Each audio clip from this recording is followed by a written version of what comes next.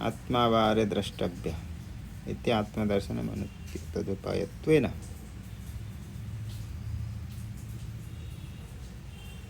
इति।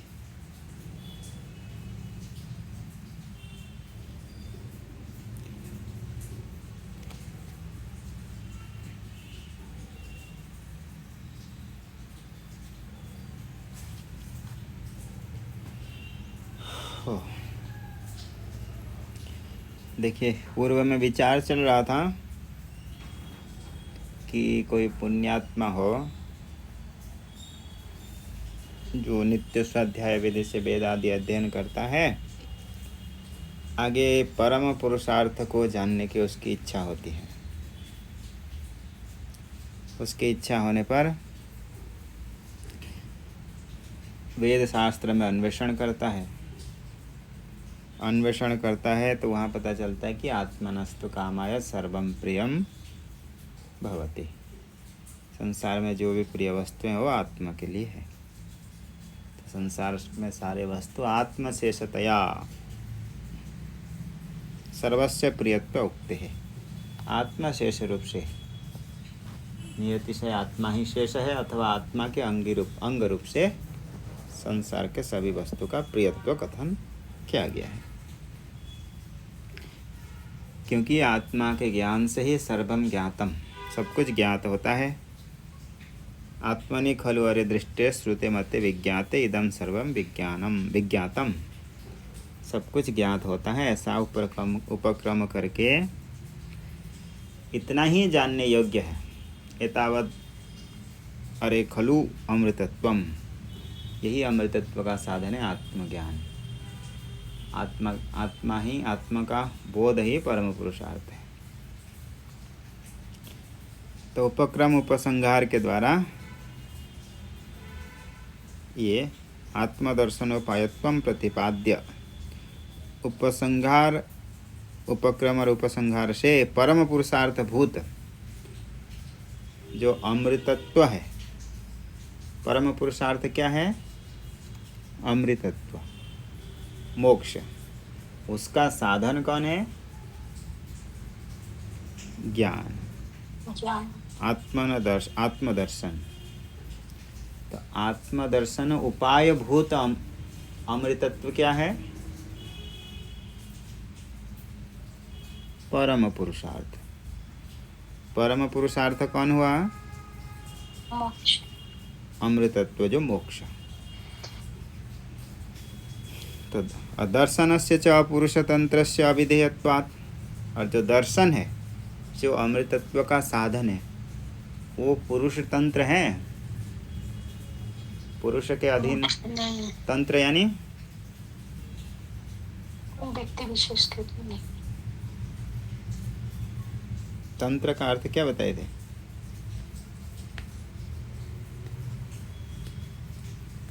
अधीन। पुरुष के अधीन नहीं है ज्ञान। ज्ञान किसके अधीन है? प्रमाण के सामने जी। प्रमाण के अधीन है, प्रमाण तंत्र है। इसीलिए ज्ञान के लिए विधि हो सकती है? नहीं हो सकती। हाँ, क्योंकि ज्ञान में विधान नहीं होता है, कर्म में विधान हो सकता है। ज्ञान में विधान क्यों नहीं हो सकता? क्योंकि जो कार्य को मनुष्य कर भी सकता है, नहीं भी कर सकता है, तब उसके लिए विधान हो सकता है कि भाई करो अथवा नहीं करो। जो आपके अधीन है ही नहीं, उसमें कोई विधान हो सकता है? नहीं। इसलिए दर्शन में, ज्ञान में कोई विधान नहीं है। तो शास्त्र में जो विधि सुना गया है, तो फिर किस में विधान सुना गया है? विधि हाँ, ज्ञान के साधन, ज्ञान के साधन श्रवण मनन निधिध्यासन में विधान है। इसलिए कहे पुरुष तंत्र से अविधेयत्वात्, जो आगे शास्त्र में आया, श्रोतव्य मंतव्य निधिध्यासितव्य, ऐसे विधान। यहाँ पर जो तव्य प्रत्यय सुना गया है, जो तव्य प्रत्यय होता है वो किसके लिए होता है? विधि के लिए। श्रोतव्य मतलब सुनना चाहिए, श्रवण करना चाहिए, विधान है यह। मंतव्य यानी मनन करना चाहिए। निदिध्यासितव्य निदिध्यासन करें, ऐसा विधान है। तो विधान किस में हो गया? श्रवण मनन निदिध्यासन। किसके लिए है विधान? ज्ञान के साधन के लिए। नहीं, ज्ञान के साधन तो अमृत नहीं, ज्ञान के साधन तो श्रवण मनन निधिध्यासन है, उसके लिए विधान हुआ। लेकिन ये विधि श्रोतव्य मंतव्य निधिध्यासव्य विधान किसके लिए किया जा रहा है? परम पुरुषार्थ के लिए समझो। ज्ञान के लिए विधान हो रहा है। तत्व के संबंध। हाँ, ज्ञान के लिए विधान हो रहा है। पहले ज्ञान के लिए विधान क्यों हो रहा है?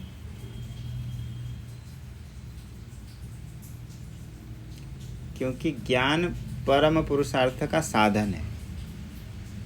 बोले ज्ञान में विधान नहीं हो सकता, इसलिए ज्ञान के साधन में विधान हो रहा है। तो ज्ञान के साधन कौन हुआ? श्रवण मनन निधिध्यासन। श्रवण मनन निधिध्यासन, उसमें विधान हो रहा है। उस बात को यहाँ कह रहे थे, आत्मावारे द्रष्टव्य, आत्मा का दर्शन करें, ऐसा कह करके फिर विधान किया गया। आत्मदर्शनम अनुद्य, आत्मदर्शन का अनुवाद करके, कथन करके, तद उपायत्वेन, उसके उपाय रूप से इसका विधान किया गया? श्रोतव्य मंतव्य निधिध्यासितव्य। यहाँ तक तो स्पष्ट हो गया। आगे बोले कि यहाँ फिर जो तीनों का विधान किया गया, इसमें भी अंग अंगी भाव का विचार कर रहे हैं। मुख्य कौन है? श्रवण मनन या निधिध्यासन। तो इसमें भी दो मत हैं कि एक, ये जो अभी विवरण हम पढ़ रहे हैं, इनके अनुसार श्रवण मुख्य अंग है, और जो दो होंगे वो क्या, इन्हें श्रवण हो जाएगा अंगी, और बाकी दो हो जाएंगे अंग। अंग। और अन्य मत में निधिध्यासन अंगी होगी, श्रवण और मनन अंग अंगी होगी। तो देखिए, एक मत में श्रवण अंगी है और अंग हो जाएंगे निधिध्यासन, मनन और निधिध्यासन। ये विवरण मत में, विवरण के अनुसार। वाचस्पति के उनके अनुसार क्या होंगे?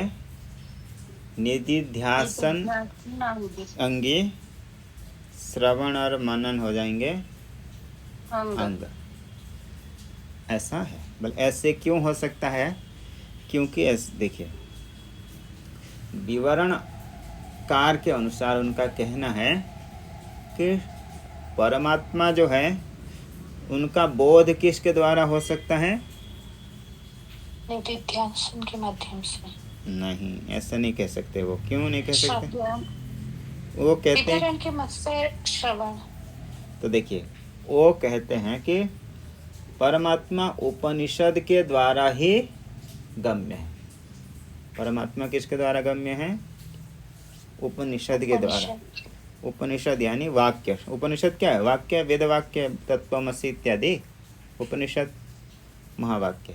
तो परमात्मा का, आत्मा का जो ज्ञान होगा वो किसके द्वारा होगा?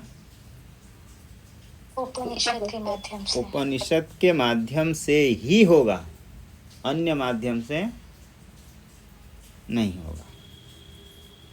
इसीलिए बाकी का सहायकता है, आवश्यकता है बहुत, परंतु ज्ञान जो होगा वो तो श्रवण से ही होगा। क्योंकि शास्त्र में आया है, तम तो उपनिषदम पुरुषम पृच्छामि।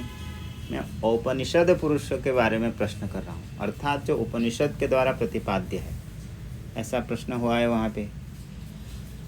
तो उनका कहना है कि शब्द से भी, जो उपनिषद भी तो शब्द रूप है, वैदिक शब्द के द्वारा ही परमात्मा का बोध होगा। तो श्रवण भी तो शब्द का ही श्रवण होता है। तो शब्द से बोध होने के कारण श्रवण यहाँ पर मुख्य अंग हो जाएगा। प्रत्यक्ष जो बोध होगा आत्मा का किसके द्वारा होगा? श्रवण से होगा। शब्द ज्ञान है तो शब्द से भी अपरोक्ष ज्ञान हो जाएगा, इनका कहना है। शब्द से अपरोक्ष ज्ञान होगा, इसलिए ये कहते हैं कि श्रवण मुख्य अंग है। परंतु जो वाचस्पति मिश्र उनका मत है कि शब्द से कभी भी, उनका कहना है कि अपरोक्ष ज्ञान, अपरोक्ष यानी प्रत्यक्ष, शब्द से प्रत्यक्ष ज्ञान नहीं होता है। प्रत्यक्ष ज्ञान नहीं होने के कारण उपनिषद सुनने के बाद भी आत्मा का जो ज्ञान होगा वह प्रत्यक्ष नहीं होगा। तो देखो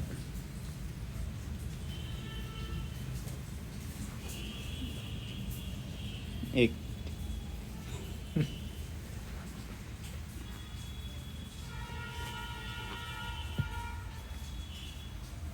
स्वामी जी आप म्यूट में हैं। जी जी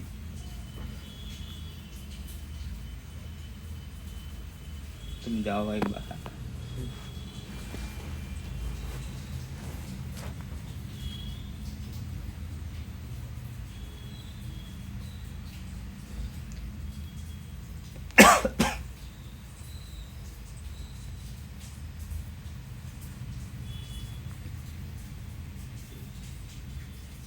आके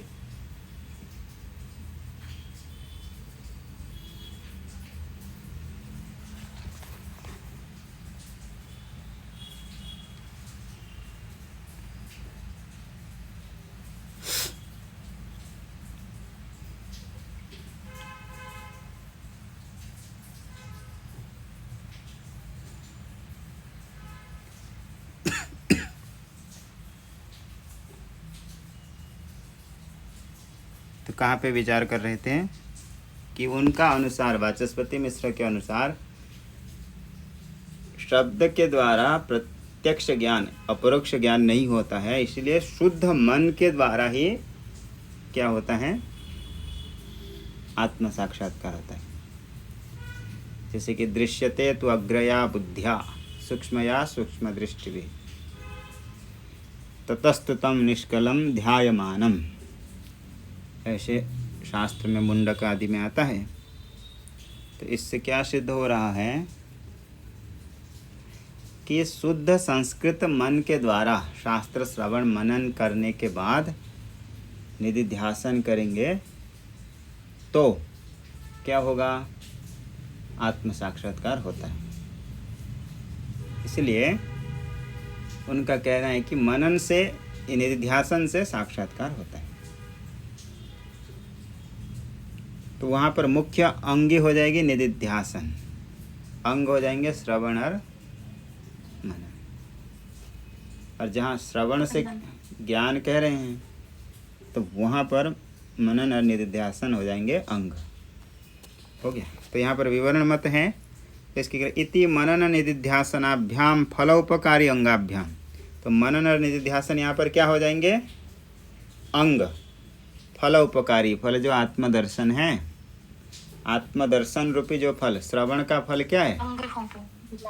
श्रवण का फल है आत्मदर्शन।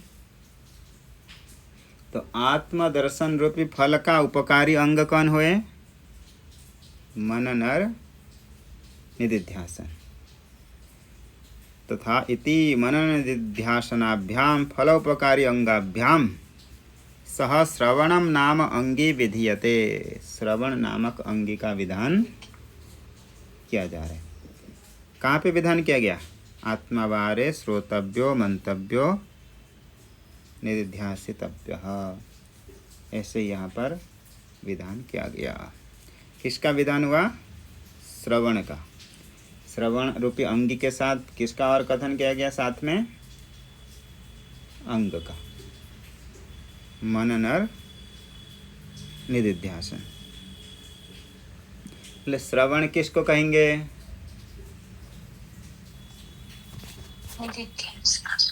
श्रवण किसको कहेंगे? निधिध्यासन को।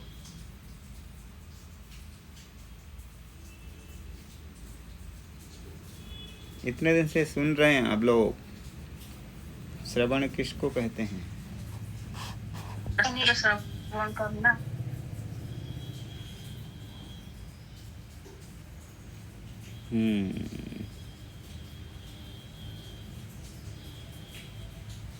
षड्विध लिंग के द्वारा अद्वितीय ब्रह्म में जो तात्पर्य है, तात्पर्य का निर्णय, उसको क्या कहते हैं? श्रवणम। सिर कान से सुनना, इसको बोलते हैं श्रवण? नहीं। श्रवण का अर्थ क्या है? तात्पर्य का निर्णय करना। कहाँ पर? अद्वितीय परमात्मा में। अद्वितीय परमात्मा में क्या है?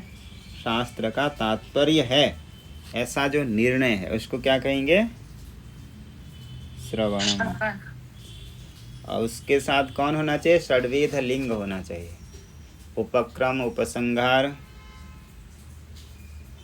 अभ्यास, अपूर्व, अपूर्वता, अर्थवाद, उपपत्ति, ये सभी षड्विध लिंगों के द्वारा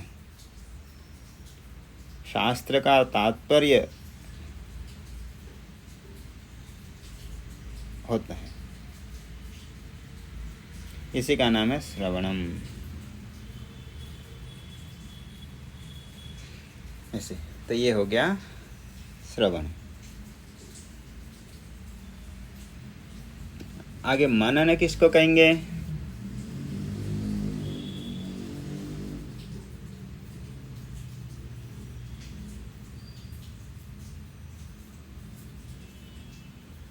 श्रवण जो उसको मनन करना, मतलब अंतर में उसको चिंतन करना।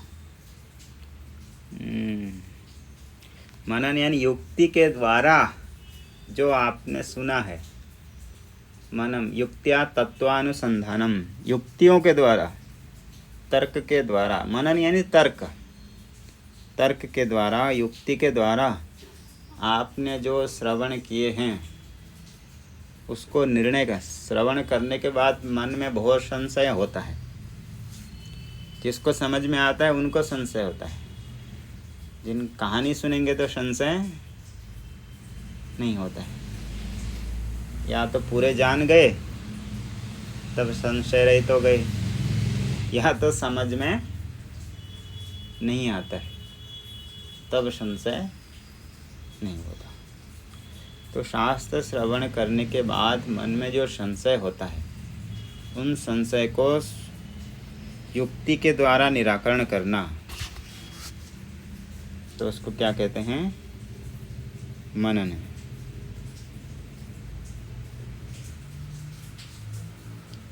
और निधिध्यासन क्या है?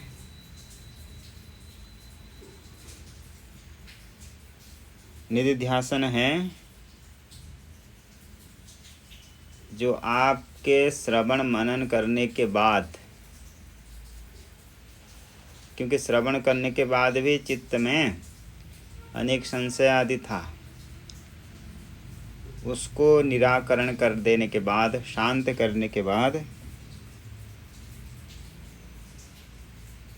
जो स्थिरता आ जाती है, वही उसको क्या कहेंगे? निधिध्यासन।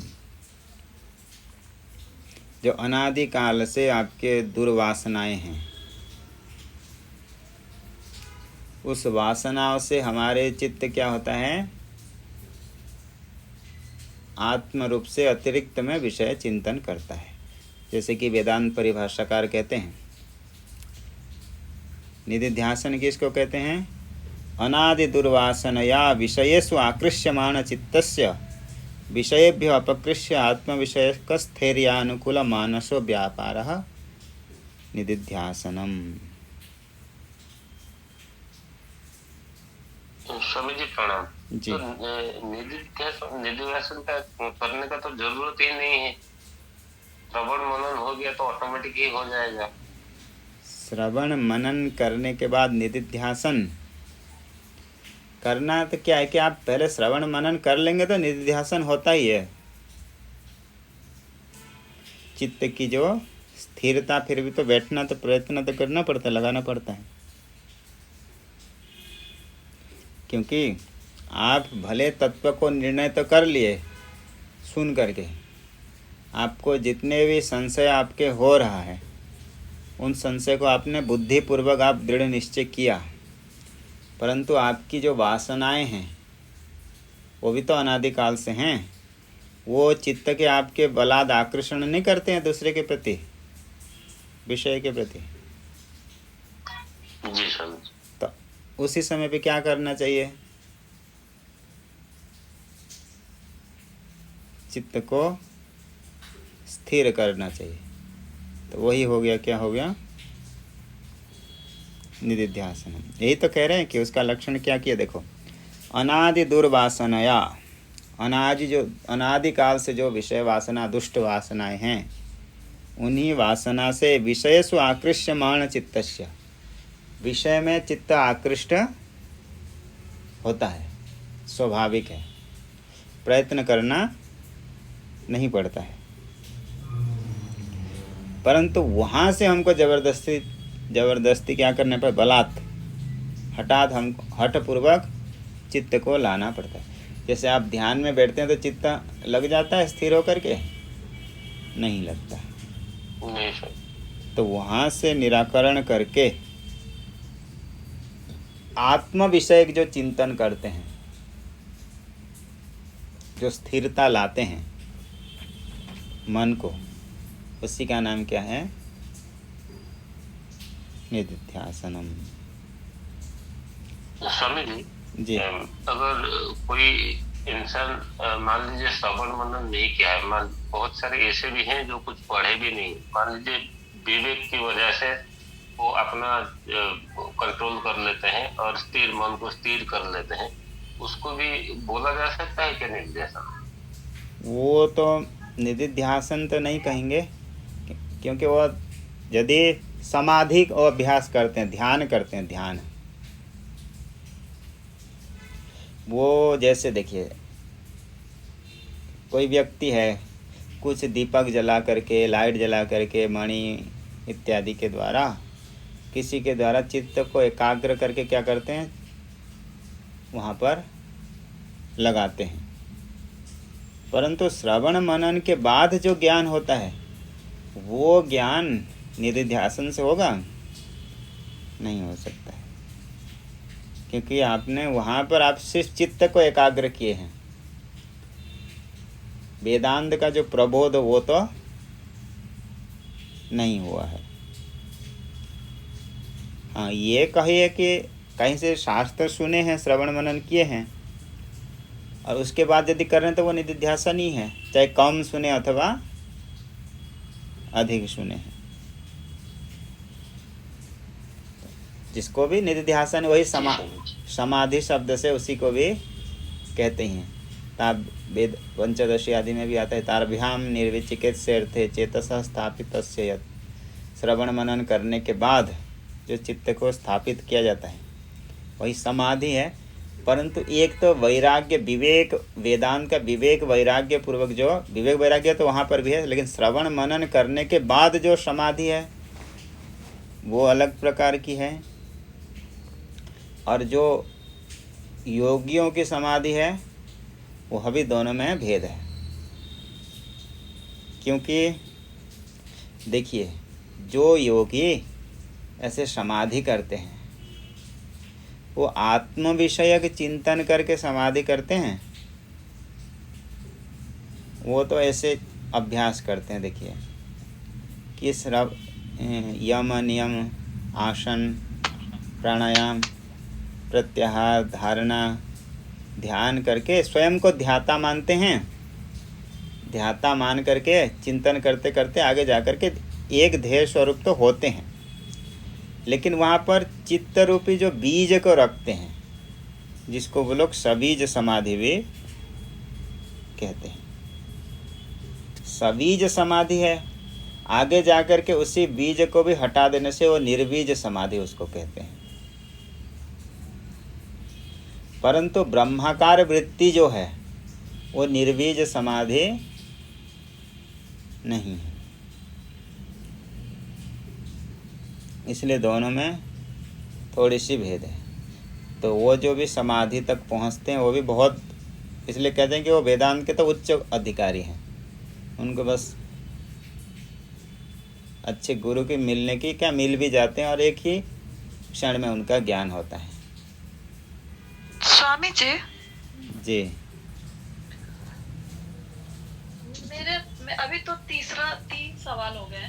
पहला सवाल वैसे था मेरा, जल्दी जल्दी। हाँ, जब श्रवण मनन जब एकदम सही से होता है तो निधिध्यासन परिणाम होता है या उसके लिए भी कोई विधि है? नहीं, अभी तो वही तो प्रश्न किए थे कि करना पड़ेगा कि नहीं करना पड़ेगा। तो एक ही वो तो एक ही चीज है कि आप कह रहे हैं कि उसका परिणाम हो जाता है, मतलब स्वतः हो जाता है, जैसे ये कह रहे थे स्वतः। हाँ जी जी, स्वतः होता है। नहीं स्वामी जी, मतलब मैं उस अच्छा, एक मिनट, आप ऐसे कह रहे हैं क्या, जैसे कि कोई व्यक्ति धारणा करता है, चित्त का एक ही जगह पे बंद करके बांध करके रखता है, तो उसको क्या कहते हैं, धारणा। वह यदि अधिक क्षण होता है, निरंतर एक वृत्ति चलती है, तो वो किस रूप में परिणत हो जाता है, ध्यान। धारणा से किस में परिणत हो जाते हैं, ध्यान में परिणत हो जाते हैं। तो क्या ऐसे कह रहे हैं कि मनन के बाद स्वयं निधिध्यासन में परिणत हो जाएगा, यही प्रश्न है? स्वामी जी, आपने अभी 2 तरह का बताया। आपने एक बताया कि जो धारणा से जो मतलब जो श्रवण मनन से जो निधिध्यासन जाते हैं वो, और जो ध्यान से जो निधिध्यासन जाते हैं, दोनों अलग होता है, ये आपने बोला ना? नहीं, मतलब मैं क्या कह रहा था कि दोनों की समाधि की थोड़ी सी यही भेद है। वो लोग अभ्यास करके वृत्ति से जाते हैं। जी, तो भेद जो है, अच्छा ये थोड़ा सा ठीक है स्वामी जी। अभी वैसे भी समय हो गया है। अच्छा, समय हो गया जी स्वामी जी। तो ठीक है, मैं आपसे बाद में पूछ लूंगी इसके बारे में। जी, जैसे कि वो लोग, आप उनकी प्रक्रिया को ध्यान में रखें। ये यम नियम आसन प्राणायाम प्रत्याहार धारणा ध्यान करके, ध्यान में क्या एक भी वो किसी भी एक वस्तु को रखते हैं, ऐसे रख करके उसमें वृत्ति बनाते हैं और आगे समाधि को जाते हैं। यहाँ पर भी एक वस्तु को रखते हैं, लेकिन यहाँ की प्रक्रिया कैसे है कि पहले श्रवण करते हैं और अद्वितीय परमात्मा में चित्त की, मतलब सारे वेदांतों की तात्पर्य रखते हुए स्वयं को वही आत्म रूप से जानते हैं। जब इस प्रकार वो चिंतन करते हैं तो उसमें संशय होता है, विरोध होता है, तो उन सभी को दूर करने के लिए वो मनन करते हैं। मनन करने के बाद यदि सभी शांत हो जाते हैं उनकी, तो एक आत्माकार ब्रह्माकार स्थिति रहती है, वृत्ति। वही स्थिति को बनाए रखने के लिए चित्त को जो स्थिर करके रखते हैं वो क्या हो जाएंगे, निधिध्यासन। क्योंकि हमारी चित्त जो वासना के कारण अन्य विषय का भी वो चिंतन करने के लिए प्रवृत्त होता है, तो वहाँ से चित्त को हटा करके आत्माकार की जो वृत्ति बनाते हैं और वही वृत्ति दृढ़ होता है, निधिध्यासन होता है, तो वही ब्रह्माकार वृत्ति, जिसको आत्मज्ञान शब्द से, ब्रह्म ज्ञान शब्द से कहते हैं। आगे विचार करेंगे कल।